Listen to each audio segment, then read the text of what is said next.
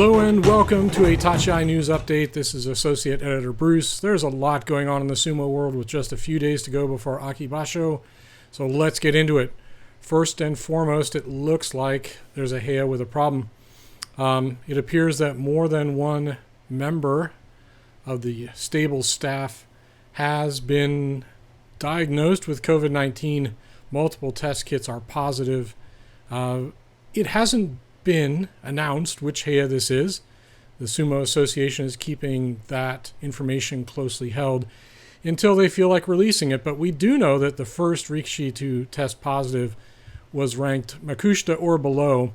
And since then, the entire heya has been tested and not all the test kits are back.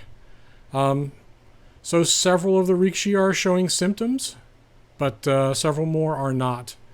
And so we don't really know what's going to happen here, and we don't really know how this is going to play out. This is something to keep our eyes on. We hope we'll hear word before they get the basho started, but there are several possibilities here. One of which, they could just postpone or even cancel the Aki Basho. Hopefully they won't do that. The second option is that the entire stable, because they don't know who has the virus and who doesn't, could be declared Kyujo.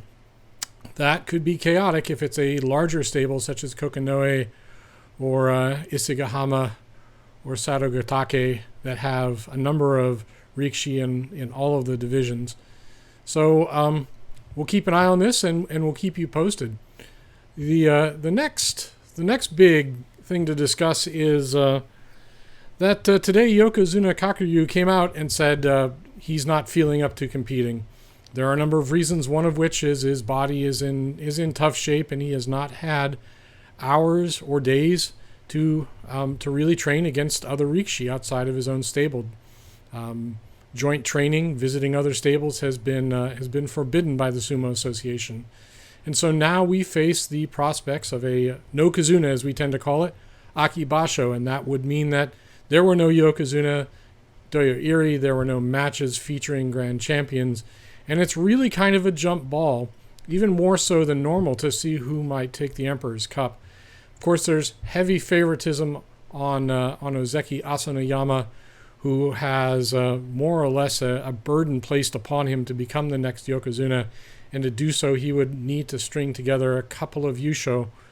And it's a lot of pressure to put on a young man who's fresh to the Ozeki rank. And I think that this could be a wild barnyard brawl to see who is going to take the cup. Let's just go raid. Let's see what's next on what's up on Haruth's Twitter feed. By the way, if you don't follow Haruth, I strongly suggest that you do. She reads the Japanese language sumo news before I can get to it, and she tends to post it before I can get onto it myself. So here's the story that she's got back from September 1st of Hakuho getting not just his right knee, but his left knee as well, worked on during August, and that means he's probably, I would say he's definitely out for Aki.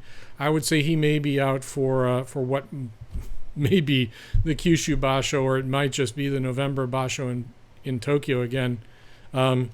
Clearly, as we've been talking about on Tachiai, we're in a transitional period now, and we can expect more of the old guard, and that it sadly includes both the Yokozuna, to fade out and to no longer grace our TV screens with amazing performance. On to better news, I think.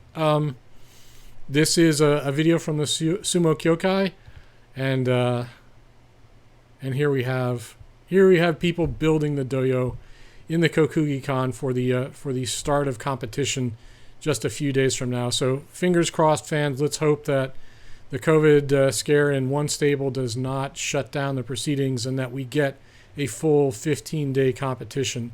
And that's the news update now from Tachiai. Thanks. We'll bring you more news as it happens.